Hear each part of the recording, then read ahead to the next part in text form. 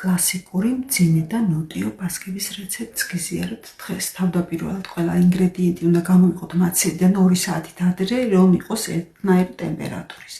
პირველ რიგში გავცერე 3 კილო ფქვილი, შემდეგ 500 გრამ რძეს დავამატე 700 გრამი შაქარი, შემოდგი გასკურაზე, გავაცხელე კარგად რძეს, შეიძლება ადუღდეს კიდეც, თან ვუყევდი რომ შაქარი გალღვეს, გადმოვდგი ქურიდან და დავამატე 500 გრამი ნაღების კარაქი. გირჩევთ რომ კარაქი დააჭრათ კუბიკებად, გაგიადვილდებათ უფრო გალღობა და ბევრს არ იწვანებთ. ამის შემდეგ ვამზადებთ ხაშ 500 გრამ თბილ რძეს, დავამატე 4 სუფრის კოვზი საფუარი, 2 სუფრის კოვზი ფქვილი და 1 ჩაის კოვზი შაქარი, ავურიე კარგად და დავდგე თბილ ადგილას ასაფუებლად.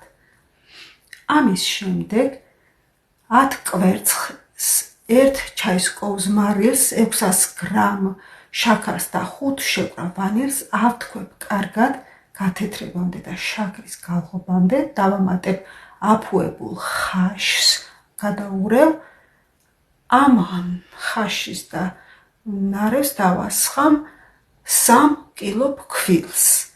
შემდეგ დავამატებ უკვე თბილ ცხიმიან მასას, გადავურევ, დავამატებ 1 კილა არაჟანს, მოვსელ ცომს, დავამატებ აგრეთვე 100 გრამ ზეთს, 1 სუფრის კოვს ციტრუსის ზეთს, 2 ჩაის კოვს ილს და 2 ჩაის კოვს ჯავს, გადავურევ.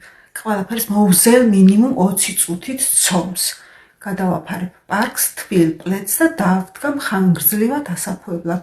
მანამდე მომამზადე ქილებიც, გამოვუსვი კარგად ცხიმი, ქაღალდის ფორმებს არ ჭირდება ცხიმი, 500 გრამ ქიშბიში დავამატე ცხელი წყალი, 50 გრამი კონიაკი, გავაჩერე 9 საათის, შემდეგ გადაღვარე, შევაშრე ქაღალდით ან ჩაის ტილოთი, დავამატე 2 სუფრის კოვზი ფქვილი, ამასობაში ამოვიდა ცომიც, გადავსილე კარგად, დავამატე ქიშმიში, გადავსილე კიდევ და ჩავყდე ქილებში ფორმის მესამედი.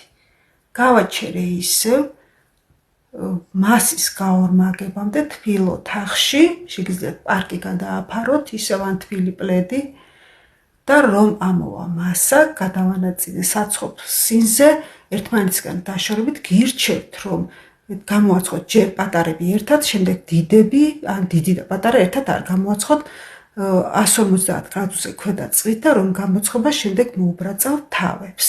დეტალები აღწერილობაში.